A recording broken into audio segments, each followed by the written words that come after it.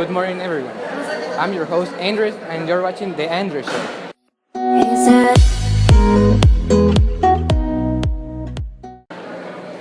Today, as a topic, we have the 80s. We have brought three special guests that had a lot of influence during that time. Let's start.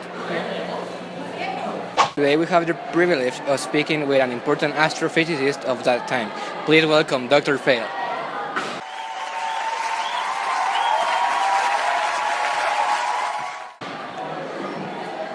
It's an honor to be here and talk to you about my favorite years, the 80s. No, it's an honor for us to have you here. Now, please tell me, what scientific advances did you witness at that time? I remember when NASA asked me for a big project, the space transporter. The project began before the man stepped on the moon, but it was authorized until the 80s. So we start to work. Wow, that was very important for your career and for your future. Now, tell me a little bit more about this experience and what was your contribution?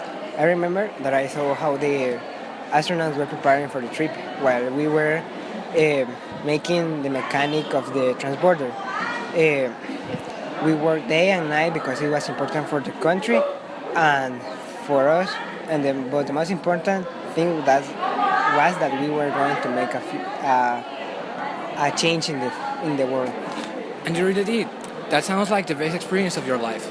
Yes, it was. I remember once that we found a torch in the floor, so we have to search where it belongs, and we were in that for 3 days. That must have been very worrying, man. Now, how did you feel during that process? It was really stressful, but I wouldn't change anything of how I felt in that moment because it was really important for all the humanity, and the best moment of my life was when that piece of metal was in the space. That sounds pretty amazing. You really did a good job. Now, thank you for being here and for sharing us your experience. Thank you for inviting me. Talking about scientific advances was very incredible. Now, please welcome Ronald Reagan's secretary, Mrs. Mendes. Thank you. It's an honor and I'm very grateful to be here. No, thank you for coming. Now, tell us about your experience in the White House with President Reagan. Well, at the beginning was quiet, but in 1985 they implemented the doctrine of Reagan to combat the global influence of the Soviet Union, beginning to fight his allies. Well, wow, that must have been stressful for you because you were the one in charge of so much paperwork. Yes, it was silent. There were some nights no one slept because everyone had to be in charge of their role. There couldn't be any mistakes. Have you ever been in danger? How did you feel with being with the president? Well, the only time that I've been in danger was in March 30 when the president was shot because I was walking with him in that moment and I was terrified. It was his first year of presidency. I was worried that more things will happen to him. That was dangerous. Thanks God everyone was saved that day.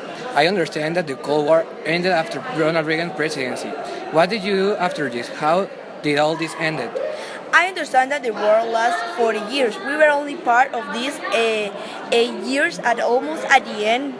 We witnessed the fall of the Berlin Wall, but that was not the end. It happened in 1991 with the government coup to Germany, ending this war. Thank you very much, Mr. Mendes, for being here with us today and for sharing that experience. You're welcome, and thank you for inviting me. Have a good time. Thank you. Let me present you the manager of Madonna. Come here, Gabby. Hey, how are you? Thank you very much for inviting me to the show. Oh no, it's a pleasure for us to have you here. Please tell us how it was to work with Madonna. Oh, well, when you start working with a very important celebrity, it is very hard to do everything they want at the same time. But then you learn some strategies that make that job easier. I can imagine how it was for you. How many years did you work with her? Oh, I started working with her on 1981, and 5 years later, I had to leave because my kids started school, so they needed someone to take care of them. Okay, thank you guys for sharing your experience as a manager, and you're a very nice and admirable person. Oh, thank you to you, Andres.